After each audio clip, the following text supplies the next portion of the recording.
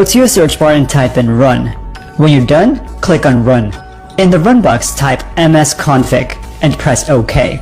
In the window that opens up, click on services, then click on hide all Microsoft services. Uncheck the apps that you don't want to start with Windows. If you're not sure, check the manufacturer. For example, I don't use Cyberlink, so I'll go ahead and uncheck it. Then press OK. Click restart, and after you restart, these apps will not load. That means they're going to use less RAM and CPU, which will make your computer faster.